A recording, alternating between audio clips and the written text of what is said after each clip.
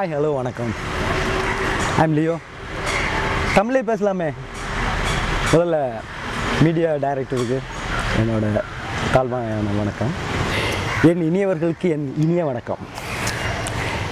எனக்கு என்னை பெற்றவங்கள், அதாவது என் அப்பா அம்மா எனக்கு வச்ச பேர் லியோ.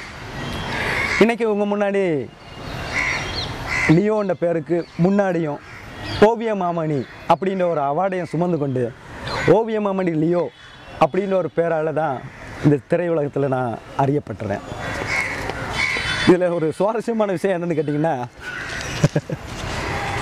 நான் படிக்கிற பொழுது எல்லா சப்ஜெக்ட்லேயும் ஃபஸ்ட்டு ரேங்க் இருந்தேங்க. அடி வாங்கின ஒரே சப்ஜெக்ட் வந்து ஓவியம். அது எனக்கு உள்ளார ஒரு வெறி ஆயிடுச்சு. அந்த வெறி தான் இன்றைக்கி ஓவிய மாமணின்ற அவார்டை வாங்குறதுக்கு எனக்கு ஒரு உந்துகோலாக இருந்துச்சு. எஸ், தோல்வின்னதை என்னால் சகிச்சிக்க முடியாது. நிறைய, அதாவது பிறந்த பொழுது வளர்ந்த பொழுதெல்லாம் நல்லாவே பிறந்தேன், நல்லாவே வளர்ந்தேன். இடப்பட்ட நிறைய தோல்விகளை சம்பாதிச்சேன், நிறைய தோல்விகளை சந்தித்தேன். அதுக்கு முக்கிய காரணம் என்ன கேட்டிங்கன்னா, நான் பிறந்தது இலங்கைங்க.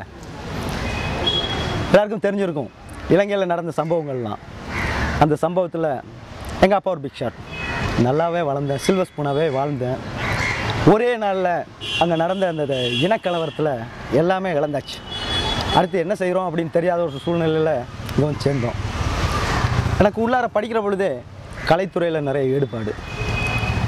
எண்ணம் போல் வாழ்க்கைன்னு சொல்லுவாங்க. அந்த எண்ணத்தின் ஊந்துதல் அது என்ன கொண்டு இந்த சினி ஃபீல்டுக்காக கொண்டு விடுறதுக்காக அங்கே ஒரு சம்பவம் நடந்ததா, இல்லை அந்த சம்பவம் நடந்ததால் இங்கே வந்ததால் இங்கே ஒரு வாய்ப்பு கிடைச்சதா தெரில. இன்றைக்கி நான் சினிமா துறையில் ஒரு நடிகனாக இருக்கிறேன். ஒரு 7 படங்கள் நடிச்சிருக்கேன். உனக்காக என் காதல், காசைதான் கடவுள்டா, உயிர் நடை 21 கிராம், காசி குப்பம், நாளை எனது நாள். இப்போ இன்னும் 2 படம் வரப்போகுதுங்க. அதில் தம்பி ராமையா சார் கூட ஒரு படத்தில் டான்ஸ் ஆடியிருக்கேன். என்னோடய நண்பர் தயாரிப்பாளர் செல்வம் அவர் எடுத்த படம் சுட்டபலம் சுடாத படம் என்ற படத்தில் Robo Shankar, Mahanadhi Shankar sir, King Kong இவங்களோடு சேர்ந்து ஒரு காமெடி சீனில் பண்ணியிருக்கேன். திரைப்பட நகரம் அந்த திரைப்படம் வந்தேன்னா என்ன ஓரளவுக்கு மக்கள் மத்தியில் கொஞ்சம் பிரபலமாகும். ஆரம்பத்திலேருந்தே வாழ்க்கையே போராட்டம் தாங்க. ஒவ்வொரு மனுஷனுக்கும் வாழ்க்கைன்றதே போராட்டம் தான். போராட்டமே வாழ்க்கையாக இருக்கே அப்படின்னு சொல்லிட்டு நம்ம ஓஞ்சி ஒடுங்கி போயிட்டோம்னா நம்ம யாருன்னு யாருக்கும் தெரியாது. நமக்காக ஒரு அச்சீவ்மெண்ட் வேணும். அந்த அச்சீவ்மெண்ட்டை இருக்க வரைக்கும் நம்ம அச்சீவ் பண்ணிட்டே போகணும். காலை முன்னோக்கி வச்சா அதை எந்த காரணத்தை கொண்டு பின்னோக்கி போகவே கூடாது. ஸோ அந்த மாதிரி எனக்குள்ளே வந்த வெறி தான் நான் படிக்கிற டைமில் ஓவியத்துக்காக அடி வாங்கினேன்னு முன்னாடியே சொல்லியிருக்கேன். அதே ஓவிய ஆசிரியரை ஓவியமாக வரைஞ்சி கொடுத்து அவர்கிட்ட மாத்திரம் இல்லாமல் நான் படித்த பள்ளி சார்ந்த அத்தனை பேர்ட்டையும் பாராட்டு வாங்கினேன். அதுதான் என்னோடய முதல் படி. இன்றைக்கி ஓவியமானுடைய அவார்டே வாங்கியிருக்கேங்க. நான் வரைஞ்ச ஒரு 7 பெயிண்டிங் சவுதி அரேபியா பேலஸில் இருக்குது. ஜென்டில்மேன், மறவன், அந்நியன் இந்த படங்களில் ஒரு காட்சிகளில் வரக்கூடிய சித்திரங்கள், ஓவியங்கள் நான் நிறைய வரைஞ்சி கொடுத்துருக்கேன். நிறைய படங்களுக்கு என்னோடய பேர் போடாமல் நிறைய டைட்டில் ஒர்க்லாம் பண்ணி கொடுத்துருக்கேன். இப்போ உலகத்தில் இருக்கக்கூடிய மிகப்பெரிய பிரச்சனை என்னென்னு கேட்டிங்கன்னா தீவிரவாதம், பயங்கரவாதம். இந்த தீவிரவாதம், பயங்கரவாதத்தால் எவ்வளவு மனுஷங்க, எவ்வளவு உயிர்கள், ஐயோ அதை நினச்சி பார்த்தாலே நெஞ்சு வெடிக்கிற அளவுக்கு நிறைய இழப்புகள். ஏன்டா இவ்வளவு பயங்கரவாதம், தீவிரவாதம் பண்ணுறீங்களே? நீங்கள் இந்த தீவிரவாதம், பயங்கரவாதம் எதோ பண்ணுறீங்க, பணம் தான் குறிக்கோள்.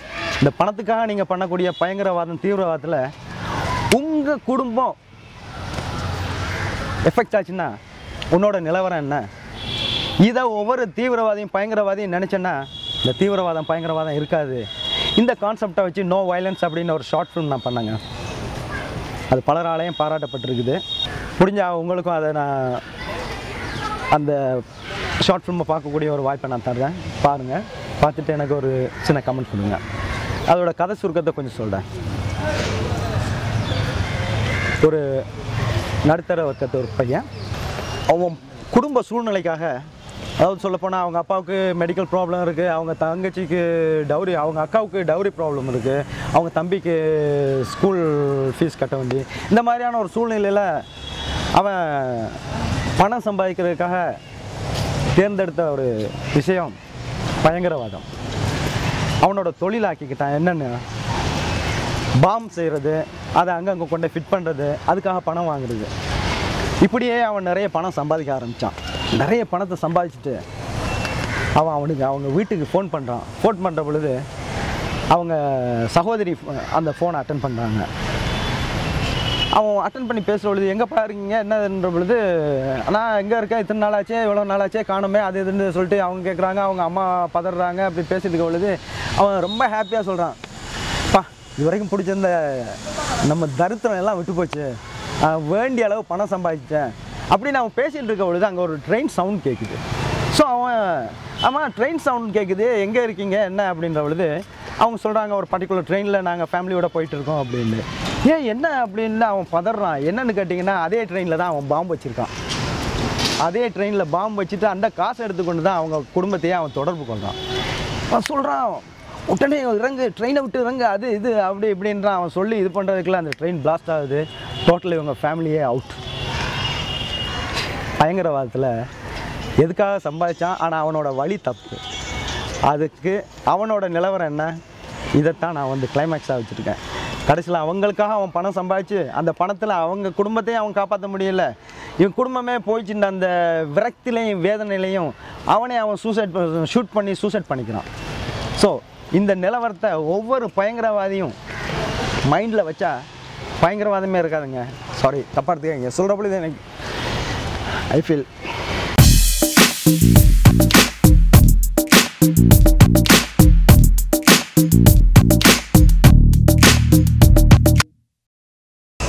அடிப்படையில் உள்ளார ஒரு கலையார்வம் மனசுக்குள்ளே சின்ன வயசுலேருந்து ஒரு வரி கொண்ட வேங்கையாக இருந்துகிட்டு இருந்துருக்குங்க. ஆனால் என்னென்னு கேட்டிங்கன்னா, எனக்கு எல்லாத்துக்கும் ஆப்போசிட்டாக ரொம்ப ஷை டைப். எனக்கு என்னென்ன ட்ராபேக்காக இருந்ததோ அதெல்லாம் நான் இப்போ ப்ளஸ் பாயிண்ட் ஆக்கிட்டு இருந்திருக்கேன். ஸோ அதனால தான் இன்றைக்கி உங்கள் முன்னாடி ஒரு நடிகனாகவே இருக்கேன். உங்கள் முன்னாடி நடிகனாக இருக்கேன். பட் எனக்கு வாழ்க்கையில் நடிக்க தெரியாதுங்க. அது எனக்கு இன்னுமே எனக்கு ஒரு மைனஸ் பாயிண்ட்டாகவே இருக்குது. சரி, ஓகே, அது போட்டோம். அந்த ஷார்ட் ஃபிலிம் ஒவ்வொருத்தரும், உலகத்தில் உள்ள ஒவ்வொருத்தரும் பார்க்கணுன்ற ஒரு ஆர்வமும் வெறியும் எனக்கு இருக்குங்க. கண்டிப்பாக அதை உலகத்தில் உள்ள ஒவ்வொரு மனுஷனும் பார்த்தாங்கன்னா, முக்கியமாக பயங்கரவாதிகள் பார்த்தாங்கன்னா, அவங்களோட ஓரளவுக்காவது மைண்டில் கொஞ்சம் மாற்றம் வரும்னு நான் நினைக்கிறேன். இது இல்லாமல் இன்னொரு கான்செப்ட் உண்டு. இனம், மொழி, மதம், நாடு, தேசம், இப்படி ஏகப்பட்ட பிரிவினைகள். ஒருவேளை நான் இலங்கையில் பிறந்ததால் அங்கே பாதிக்கப்பட்ட அந்த நிலவரத்தால் எனக்கு இந்த மென்டாலிட்டி வந்தது ஒன்றும் தெரியல. இருந்தாலும் எனக்கு சின்ன வயசுலேருந்தே சமத்துவம்ன்ற ஒரு ஃபீலிங்ஸ் நிறையவே இருந்தது. அதனால் இன்றைக்கி யார் என்கிட்ட கேட்டால் கூட, எனக்கு எந்த ஊர்னு கேட்டினா, இதாங்க இந்த பூலோகம் தான் என் ஊர் அப்படிம்பேன். என் பேர் லியோ, அது எங்கள் அப்பா அம்மா வச்சது. இன்றைக்கி ஓவிய மாமணியாக இருக்கேன், அது எனக்கு கிடைச்ச ஒரு அவார்டு. நானாக வாங்கினது இல்லைங்க, தானாக வந்த அவார்டு. அது மாதிரி இன்னொரு விஷயமும், உங்கள் நாடு எதுன்னு கேட்டாலும் இந்த பூலோகம்தான், உங்கள் ஊர் எதுன்னு கேட்டாலும் இந்த பூலோகம்தான். என்ன ஜாதின்னு கேட்டிங்கன்னா மனுஷ ஜாதி. என்ன மொழி? அன்பு மொழி. இதுதாங்க என்னோடய கான்செப்ட். நாம் மனிதர், நம் பிறப்பிடம் இவ்வையம், நம் மொழி அன்பு, இவ்வையத்தில் உள்ள அனைவரும் நம் உடன்பிறப்புகள். இந்த மாதிரி நிகழ்வுகள்லாம் என் மனசுக்குள்ளே நிறைய ஒரு பெரிய பிரபல்யத்தையே ஏற்படுத்தியிருக்குன்னு சொல்லுவேன். அதனால தான் எனக்கு எப்போ பார்த்தாலும் என்னோடய மனசில் வரக்கூடிய உணர்வுகள்லாம் எழுதிட்டே இருப்பேன். அதை சில பேர் கவிதைன்றாங்க, நிறைய பேர் என்ன கவிஞர்ன்றாங்க. ஆனால் எனக்கு கவிஞனா, நான் கதை எழுதுனா எனக்கு தெரியலைங்க. பட் இப்போ கூட என்னை காலைல கூட ஒரு விஷயம் ஒன்று எழுதினேன். என்ன தான் ஆட்டம் ஆடினாலும் ஒரு மனுஷனால் ஒரு 100 வருஷத்துக்கு ஆட முடியுமா? இல்லை இல்லையா? அதுக்குள்ளே ஏண்டா இனம், மதம், ஜாதி, மொழி, பேதம் இருக்க வரைக்கும் சந்தோஷமாக வாழ்ந்துட்டு போங்கடா.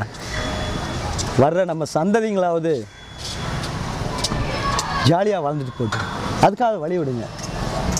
ஏன் என்ன தேவையில்லாத ஒரு விஷயத்தை இறுக்கி பிடிச்சிட்டு அதுக்கு பின்னாடியே சுற்றிட்டு இருக்கீங்க? இப்படின்ற ஒரு விஷயத்த ஒவ்வொருத்தரும் ஃபீல் பண்ணாங்கன்னா உலகம் ஒரு சமாதான பூங்காவாக இருக்குங்க. என்னோடய படைப்புகள் ஒவ்வொன்றிலையும் இந்த மாதிரியான ஒரு எண்ணத்தை தான் பிரதிபலிக்கணும்னு நினச்சிட்ருக்கேன். ஸோ இப்போ நான் குறும்படமாக பண்ணதை கூட அது ஒரு ஃப்யூச்சர் ஃபில்மாக பண்ணுறதா ஒரு பிளானிங்கில் இருக்கேன். எனக்கு இப்போ எல்லாமே இருக்கிற அம்மாவா, சகோதரியா, நண்பியா, சுருக்கமாக சொல்லப்போனால் எல்லாமாவே இருக்க சரியான சமயத்தில் அவங்கள உங்கள் முன்னுக்கு நான் அறிமுகப்படுத்துவேன். அந்த நேரத்தை அதை நான் பெருமையாக அவங்கக்கிட்ட சொல்லிக்கிறேன். கிட்டத்தட்ட ஒரு 500 மேடைகளுக்கு மேலே நான் நடனம் ஆடி இருக்கிறேன், நடன நிகழ்ச்சி நடத்தியிருக்கேன்.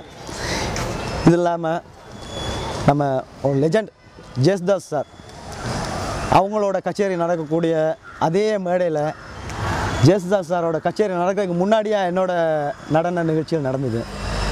விழுப்புரம் ஆஞ்சநேயர் கோயில் திருவிழா கேள்விப்பட்டிருப்பீங்க, எல்லாருக்கும் தெரிஞ்சிருக்கும். அந்த நிகழ்ச்சியிலேயே எனக்கு தொடர்ந்து 2 வருடங்கள் எனக்கு அவ்வளோ பெரிய மேடையில் நடனம் ஆடக்கூடிய சந்தர்ப்பம் கிடைச்சிது. இது சரியாக எப்படின்னு கேட்டிங்கன்னா, கமல்ஹாசன் சாரோட விக்ரம் படத்தோட ஆடியோ லான்ச் நடந்தது. கமல் சாரோட ரசிகர் என்னட்ட கொண்டு வந்து இந்த பாட்டுக்கு எனக்கு நீங்கள் ஸ்டேஜில் டான்ஸ் பண்ண முடியுமான்னு கேட்டாங்க. ஸோ அது எனக்கு ஒரு சேலஞ்சாகவே எடுத்துகிட்டு, ஏன்னா அந்த பாட்டை நான் முன்ன பின்ன கேட்டதில்லை, ரிஹர்சல் பார்த்ததில்லை, எதுவுமே இல்லை. ஒரு டைம் அந்த கேஸ்ட்டை கேட்டு இமீடியட்டாக அதுக்கு சாங் கம்போஸ் பண்ணி அதில் நான் ப்ரோக்ராம் பண்ணேன். அந்த டான்ஸ் பெர்ஃபார்மன்ஸ் பார்த்துட்டு எகெயின்ஸ் வந்து எனக்கு ஆடியன்ஸ் ஒன்ஸ் மோர் கேட்டு இது பண்ணியிருந்தாங்க. ஸோ அதில் நான் அந்த ஸ்டேஜ் ப்ரோக்ராம் 1 hour தான் கொடுத்துருந்தேன். ரசிகர்களோட ஏகோபித்த பாராட்டாலையும் அவங்களோட வேண்டுகோளுக்கும் இணங்கி 3 மணி நேரம் அந்த நிகழ்ச்சியை நான் தொடர்ந்து பண்ணக்கூடிய ஒரு சந்தர்ப்பம் கிடைச்சிது. அந்த நிகழ்ச்சி முடிஞ்சதுக்கப்புறம் தான் ஜேசுதாஸ் சாரோட ஃபங்க்ஷன் நடந்தது. இதில் என்னென்னு கேட்டிங்கன்னா, ஜேசுதாஸ் சார் வந்துட்டாங்க, பட் ஆடியன்ஸ்லாம் என்னோடய பெர்ஃபார்மன்ஸை திரும்ப கேட்டிருந்தால சாரோட நிகழ்ச்சி கொஞ்சம் டிலே ஆகி போச்சு. அவங்க காத்திருக்க வேண்டிய சூழ்நிலை. அது எனக்கு ரொம்ப கஷ்டமாக இருந்தாலும் அந்த நேரத்தில் ஆடியன்ஸில் என்ன திரும்ப இது பண்ணியிருந்தேன். அது எனக்கு ஒரு பயங்கர கிரேட்னஸாக ஃபீல் பண்ணேன். இருந்தாலும் நான் அதை விட்டு கீழே இறங்கி வந்து சார்கிட்ட மன்னிப்பு கேட்டேன்.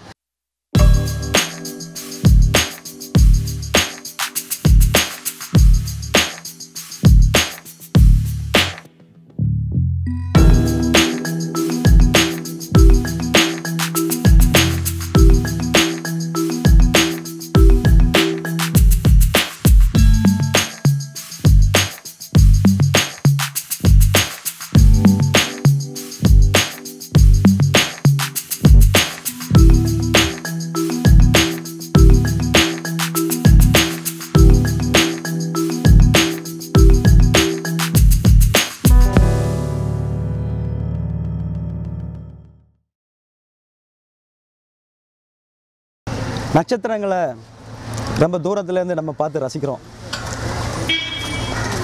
இந்த நட்சத்திரங்களை நம்ம எப்போ நெருங்கி ரசிக்க முடியும் அப்படின்றது தான் பிரபல்யங்களையும் சாதாரணமாகப்பட்ட நம்மளையும் பார்க்குற பொழுதான ஒரு எல்லாருக்கும் உள்ள ஏக்கம். இந்த மாதிரியான ஒரு ஏக்கம் எனக்கு நிறைய இருந்தது. எல்லாராலையும் போட்டி புகழப்பட்ட அப்துல் கலாம் சாரோட அக்னி சிறகுகள் நான் படித்ததுலேருந்து ரொம்ப இன்ஸ்பயர் ஆகி சாரை என்றைக்காவது கொஞ்சம் தூரத்தில் இருந்தாவது என்னால் பார்க்க முடியுமா அப்படின்னு சொல்லி ஃபீல் பண்ணிகிட்டு இருந்தேன். அதுக்கப்புறம் அது நாளாக சாரை நான் என்றைக்கு பக்கத்தில் பார்த்தாகணும், அவங்கள ஷேக்கன் கொடுத்தாகணும், அவங்க கூட ஃபோட்டோ எடுக்கணும், இப்படின்லாம் நிறைய ஒரு ஆர்வம் வந்துச்சு. நீ எதுவாக எண்ணுகிறாயோ அதுவாக ஆவாய் அப்படின்னு நிறைய பெரியவங்களாம் சொல்லியிருக்காங்க. அது என்னோடய லைஃப்பில் நான் உணர்ந்திருக்கேங்க. நான் அப்போ திருநெல்வேலியில் இருந்தேன். திருநெல்வேலியிலேருந்து சென்னை வந்திருக்கேன். சென்னை வந்திருந்து ஒரு நண்பரை சந்தித்து அப்போ சினிமாக்காக நான் முயற்சி பண்ணிகிட்ருக்கேன். ஸோ அவங்கள சந்தித்து பேசிகிட்டு இருக்க பொழுது அவருடைய நண்பருக்கு எதாச்சும் அவர் ஃபோன் கால் ஒன்று பண்ணுறாரு. அப்போ அவர் சொல்கிறாரு, இப்போ நான் கொஞ்சம் நேரம் கழிச்சு அடிக்கிறேன், இப்போ நான் அப்துல் கலாம் சாரோட ஃபங்க்ஷனில் இருக்கேன் அப்படின்னு. அதே எதாச்சும் என் காதில் விழுந்துச்சு. அதை சம்மந்தமாக இவர்கிட்ட கேட்டோடனே, ஆமாம் அவர் ஒரு மீடியா ஃப்ரெண்டு, அப்துல் கலாம் சாரோட ப்ரோக்ராம் ஒன்று நடந்துகிட்ருக்கு, அதை வந்து அவர் கவரேஜ் பண்ணிட்டுருக்காரு அப்படின்னு. மாப்பிள்ள உடனே பைக்கை தூக்கு போவாங்க அப்படின்ட்டு உடனே அவரும் வண்டியை தூக்கினார், போனோம். என்ன எல்லாருமே சொல்லுவாங்க. இன்னொன்று சொல்ல மறந்துட்டேன் சார், என்னோடய தொழில்களில் ஒன்று ஃபோட்டோகிராஃபி. அது படிக்கிற டைமில் எனக்கு ஹாபியாக இருந்தது. அப்புறம் நான் கிட்டத்தட்ட ஒரு 25 வருஷமாக நான் ப்ரொஃபஷனலாக பண்ணிகிட்டு இருந்தேன்.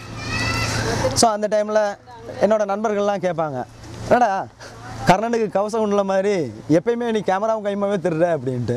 ஸோ அவ்வளோ தூரத்துக்கு நிறைய விஷுவல் டெஸ்ட்லாம் எடுத்து வச்சுருக்கேன் சார். நிறைய பிரபல்யங்களை என்னோடய கேமராவில் நான் சிறைப்பிடிச்சு வச்சுருக்கேன். ஈவன் சினிமா நட்சத்திரங்கள், அப்புறம் அரசியல் பிரபல்யங்கள் எல்லாருமே. அந்த வகையிலையும் நான் ஒரு லக்கி மேன். அந்த லக்கு கூட எனக்கு கிடைச்சது என்னோடய உழைப்பால். அந்த உழைப்பால் தாங்க, உழைப்பால் நமக்கு கிடைக்கக்கூடிய நம்ம பறிக்கிற கனி, அது இதுக்கு பேர் தான் லக்கு. ஸோ அந்த டைமில் அவங்க அப்படியே கிளம்பணும், உடனே போனோம். அப்துல் கலாம் சார் ஸ்பீச் பண்ணிருக்காங்க, வெளியிலலாம் அவ்வளோ க்ரௌடு. இப்போ நான் முன்னாடி பகுதி நேர பத்திரிகையால் நான் ஒர்க் பண்ணிகிட்டு இருந்தேங்க, திருநெல்வேலியில் ஒரு பத்திரிக்கை. அப்போ அங்கே ஒரு கார்ட்டூனிஸ்ட்டுக்கும் வாண்டட் இருந்தது. ஸோ அவங்க ஒரு கான்செப்ட் கொடுத்தாங்க. வித்தின் 10 மினிட்ஸ் அவங்க கொடுத்த கான்செப்டை கார்ட்டூனாக பண்ணி கொடுத்தேன். இமீடியட்டாக என்ன அப்பாயின்மெண்ட் பண்ணாங்க. பட் இமீடியட்டாக என்னால் ஜாயின் பண்ண முடியலை. ஏன்னா நான் ஏற்கனவே கமிட் பண்ண 2-3 ஃபோட்டோகிராஃபி ஃபங்க்ஷன்ஸ்லாம் இருந்தது. ஸோ அவங்களுக்கு ஒரு டைம் கொடுத்து அதுக்கப்புறம் போய் அங்கே ஜாயின் பண்ணேன். அங்கே ஜாயின் பண்ணதுக்கப்புறம் அதே பத்திரிக்கையில் ரிப்போர்ட்டராக, ஃபோட்டோகிராஃபராக, கார்ட்டூனிஸ்டாக ஒர்க் பண்ணேங்க. ஸோ அந்த பத்திரிக்கையோட ரிப்போர்ட்டர் ஐடி என் கையில் இருந்ததால் அப்துல் கலாம் சாரோட ஃபங்க்ஷன் நடந்த ஆடிட்டோரியத்துக்குள்ளே என்னால் இலகுவாக நுழைய முடிஞ்சுது. ஸோ அங்கே போன பொழுது நேர இப்போ உங்களே என்னையை பார்க்குற மாதிரி இடத்துல என்னோடய கேமராக்குள்ளேயே அப்துல் கலாம் சாரை மெய் மறந்து போய் சிறை பிடிச்சேன். அந்த புகைப்படங்கள்லாம் இன்றைக்கி நான் பொக்கிஷமாக வச்சுருக்கேங்க. அது மாத்திரம் இல்லாமல் அக்னி சிறைகள் படிச்சுட்டு நான் ரொம்ப இன்ஸ்பயர் ஆகி ஒரு கவிதை ஒன்று எழுதினேன். அந்த கவிதையை அப்துல் கலாம் சார்கிட்ட கொடுத்து, அவர் படித்து பார்க்குறதுக்கு நேரம்லாம் இருக்கல, இருந்தாலும் அந்த நேரத்தில் அந்த கவிதையில் அவர் கையொப்பம் விட்டு கொடுத்துருந்தார். அதுவும் இன்றைக்கி என்கிட்ட பொக்கிஷமாக இருக்குங்க. இதெல்லாம் என்னோடய பெருமைப்படக்கூடிய ஒரு நிகழ்வுகள். அதே மாதிரி நான் முன்னமே சொல்லியிருக்கேன், நான் வரைஞ்ச ஒரு 7 பெயிண்டிங் சவுதி அரேபியா பேலஸில் இருக்குது, இன்க்ளூடிங் சவுதி கிங். சவுதியில் அப்போ வந்து கிங் ஃபாகத் இருந்தாங்க. அவங்களுக்கு முன்னாடி அபு அசீஸ்ன்னு சொல்லி அவங்களோட பெயிண்டிங் கிங் ஃபாகத். அப்புறம் பிரின்ஸ் அப்துல்லா, இப்போ வந்து பிரின்ஸ் அப்துல்லா கிங் ஆனாங்க. அதுக்கப்புறம் இப்போ வேறு யாரும் இருக்காங்க. பட் நான் அங்கே இருந்த பொழுது அதை வரைஞ்சி கொடுத்தேன். நான் நேரடி தொடர்பு இல்லைங்க. என்ன பணியில் அமர்த்திய முதலாளி என்னை பணித்து வரைந்த ஓவியங்களை அவர்களுக்கு அன்பளிப்பாக கொடுத்தாரா அல்லது விற்பனை செய்தாரா நான் அறியேன். எனினும் எனது ஓவியங்கள் அங்கு இருப்பதில் எனக்கு ஒரு சிறு பெருமை. அதை உங்களுடன் பகிர்வதில் மிக்க மகிழ்வு. நான் முன்னாடி ஒரு வாடகை வீட்டில் குடியிருந்தேங்க. அது ரொம்ப சின்ன ரூம் தான், அதாவது ஒரே ஒரு ரூம் தான் வைங்களேன். ஹாலும் அதுதான், ரூமும் அதுதான். அதுக்கப்புறம் ஒரு சின்ன கிச்சன், ஒரு லெட்ரின் பாத்ரூம் அட்டாச்சு. ஸோ அதை வர்றவங்களாம் என்ன இவ்வளோ குட்டி இடத்துல இருக்கீங்க அப்படின்னு கேட்ட உடனே அதை நான் ஏதாவது பண்ணணுமே, அதை அந்த ரூமை கொஞ்சம் விசாலமாக காட்டணுமே அப்படின்றதுக்காகவே கொஞ்சம் திங்க் பண்ணிருந்த பொழுது சட்டுன்னு அதில் ஒரு சைடில் வரும் சிவர், அந்த சிவத்தில் ஒரு டோர் ஒன்று வரைஞ்சேங்க, ஒரு கதவு. அந்த கதவை வரைஞ்சா அது அந்த அந்த கதவு மாதிரியான ஒரு ஓவியத்தை வரைஞ்சதுக்கப்புறம் அந்த வீட்டுக்கு வந்தவங்களாம் அந்த கதவுக்கு அந்த பக்கம் ஒரு ரூம் இருக்குது போல் இருக்குது அப்படின்னு அந்த கதவை வந்து அவங்க கையை பிடிச்சி திறக்கிற அளவுக்கு நிறைய முயற்சி பண்ணியிருந்திருக்காங்க. அந்த மாதிரியான ஒரு என்னோடய ஓவியத்துக்கு கிடைச்ச அது ஒரு பாராட்டை நான் நினச்சிட்டு இருக்கேன். அந்த ஓவியத்தையும் நான் அவங்க கூட பகிர்றேன். நீங்களும் பார்த்து அந்த கதவை கொஞ்சம் திறந்து உள்ளுக்கு போய் அந்த ரூமை கொஞ்சம் பார்த்துட்டு வந்தீங்கன்னா சந்தோஷமாக இருக்கும்னு நினைக்கிறேன்.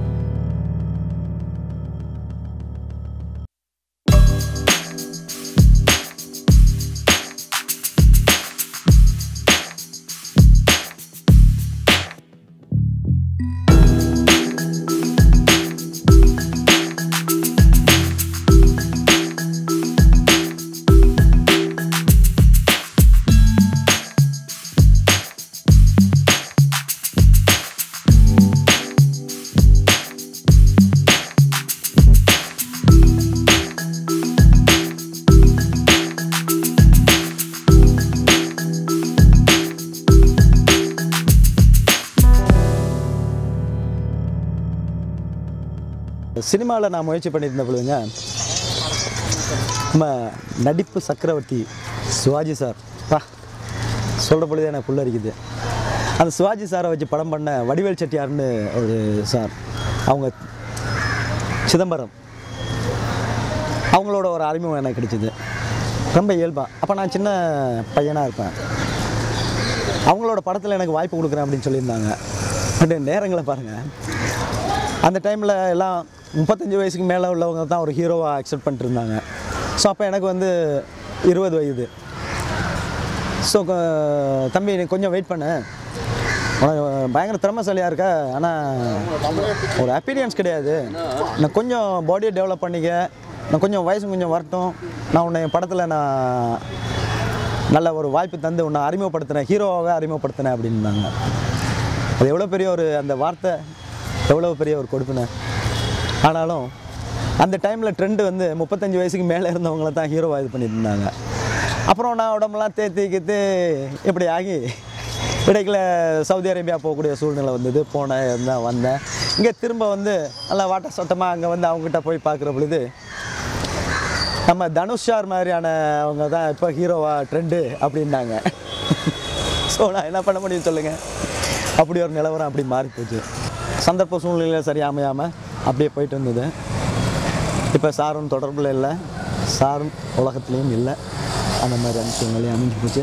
இயக்குனர் பாரதி ராஜா சாரோட associate director Vinu Bharathi sir, அவங்களோட ஒரு வரப்போகிற ஒரு சினிமாவில் என்ன வந்து ஒரு நல்ல பாத்திரத்தில் அறிமுகப்படுத்துகிறதா எல்லா நிகழ்வுகளும் நடந்துகிட்ருக்கு. தயாரிப்பாளர் ஸ்ரீஸ்காந்த ராஜா அப்படின்னு சொல்லிட்டு அவங்க, அப்புறம் நிறைய படங்களுக்கு திரைக்கதை வசனம் எழுதின கென்னடி எம்ஏ, அப்புறம் பார்கவன் சார், இவங்கள்லாம் எனக்கு ஒரு நட்பாக கழிச்சிருக்காங்க.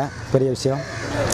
அவங்க என்ன ஒரு மிகுந்த பேர் சொல்லக்கூடிய ஒரு பாத்திரத்தை எனக்காகவே உருவாக்கி அவங்களோட படத்தில் என்னை வந்து நடிக்கிறதுக்கு இப்போ ஒரு வாய்ப்பு கொடுத்துருக்காங்க. வெகு விரைவில் அந்த படமும் ஆரம்பமாக போகுது. நோ வயலன்ஸ்ன்னு நான் எடுத்த குறும்படம், அந்த குறும்படத்தை ஒரு மிகப்பெரிய திரைப்படமாக எடுக்கிறதுக்கான ஒரு முயற்சிகள் நடந்துகிட்ருக்கு. நிறைய பேர் அதோட கான்செப்டை பாராட்டியிருக்காங்க, வாழ்த்தியிருக்காங்க. அவங்களோட வாழ்த்துகளும் பாராட்டுதலும் எனக்கு ஒரு உத்வேகத்தை கொடுத்துருக்கு. அதனால் அந்த படத்தை எடுக்கக்கூடிய முயற்சிகள் நடந்துகிட்ருக்கு. இயக்குனர் இமயத்தோட இணை இயக்குனர் படத்தில் எப்படி ஒரு இணைய எனக்கு வாய்ப்பு கிடைச்சதோ, அதே மாதிரி இயக்குனர் சிகரத்தோட இணை இயக்குனர் ரத்னசாமி சார் அவங்களோட படத்துலையும் எனக்கு ஒரு வாய்ப்பு கிடைச்சிருக்குங்க. பாலு மகேந்திரா சார் இன்னொரு சினிமாட்டோகிராஃபர், இன்னொரு இயக்குனர். பாலு மகேந்திரா சாரை இன்னொருத்தர் எனக்கு அறிமுகப்படுத்தி வைக்கிறேன்னு சொல்லியிருந்தாங்க. ஆனால் அவங்க அறிமுகப்படுத்தி வைக்கிறேன்னு சொல்லி நிறைய நாளாக இழுத்தடிச்சிட்டே இருந்தாங்க. கடைசி வரைக்கும் அறிமுகப்படுத்தி வைக்க முடியலை. ஆனால் எதேச்சியாக நான் பாலு மகேந்திரா சாரோட கூத்துப்பாட்டு பக்கம் போயிருந்தேன். பாலு மகேந்திரா சாரோட அசிஸ்டண்ட் வந்திருந்தார், கூத்துப்பற்றை நிர்வாகி. அவர்கிட்ட பேசிகிட்டு இருந்த பொழுது அவர் என்னை பற்றி போய் பாலு மகேந்திரா சார்கிட்ட உள்ளே சொல்லியிருக்காங்க. என்னோடய விசிட்டிங் கார்டு கொடுத்துருந்தேன். அந்த விசிட்டிங் கார்டை பார்த்தோன்னே என்னை இமீடியட்டாக உள்ளே வர சொல்லுங்கள் அப்படின்னாங்க. போனோடனே பாலு மகேந்திரா சார் எந்திரிச்சு போய் ஹார்லிக்ஸ் போட்டு கொண்டு வந்து கொடுத்தாரு. எப்பா ஓஃப், அவங்ககிட்ட சர்வெண்ட் அவ்வளோ பேர் இருக்காங்க, அவர் போய் ஹார்லிக்ஸ் கலக்கி கொண்டு வந்து எனக்கு கொடுத்தாருன்னா ஒரு கலைஞனை மதிக்க தெரிஞ்ச மாபெரும் கலைஞனுங்க அவர். கிரேட். இந்த மாதிரியான ஒரு இனிய அனுபவங்கள்லாம் எனக்கு கிடைச்சிது. அது மாத்திரம் இல்லாமல் அவரோட புகைப்பட கருவியை கொண்டு வந்து என்ன புகைப்படங்கள் எடுத்தார். அவரோட அடுத்த படத்தில் எனக்கு நல்ல ஒரு சந்தர்ப்பம் கொடுக்குறேன்னு சொல்லியிருந்தார். அந்த சந்தர்ப்பம் எனக்கு கிடைக்காமலே போயிடுச்சுது. அவர் நம்ம கூட இல்லை. அது எனக்கு கொஞ்சம் மனசுக்குள்ளே மிகுந்த ஆழ்ந்த வருத்தம் உடையதும், அவர் ஆத்மா சாந்தி அடைய இந்த நேரத்தில் நான் உங்கள் எல்லார் சார்பாக பிரார்த்திக்கிறேன். அதே மாதிரி பாலச்சந்திர சார்ட்டையும் ஒரு வாய்ப்பு கிடைக்கிறதா இருந்தது. அவங்களும் இப்போ இல்லை. அவங்களோட ஆத்மாவும் சாந்தி அடையணும். 2 புதிய திரைப்படங்களில் ஒப்பந்தமாக இருக்கிறேன். இதில் தயாரிப்பாளர் ஸ்ரீகாந்த ராஜா, இயக்குனர் பார்கவன், திரைக்கதை வசனகர்த்தா கென்னடி எம்ஏ, இவங்களோட கூட்டில் நானும் ஒரு இணையாக ஐக்கியமாகிறேன். 2வது கதாநாயகன் பாத்திரம். இன்னும் ஒரு படத்தில் முகநூல் போராளி என்ற ஒரு சுவாரஸ்யமான ஒரு கேரக்டர்லையும் நான் அவங்களோட இணைகிறேன். இது இப்போ இந்த இரு திரைப்படங்களும் கதை விவாதத்தில் இருப்பதனால் அதனுடைய பெயர்கள் இன்னும் வெளியிடப்படவில்லை. விரைவில் வெளியிடப்படும் போது உங்களுடன் பகிர்ந்து கொள்கின்றேன். வணக்கம். உங்களுடன் இவ்வினிய நிகழ்வில் இனிதே கலந்து கொள்ள எனக்கு இனிய வாய்ப்பு நல்கிய மீடியா டைரக்டருக்கு எனது சிரம் தாழ்ந்த நன்றி வணக்கத்தை தெரிவித்துக் கொள்கிறேன். நன்றி, வணக்கம்.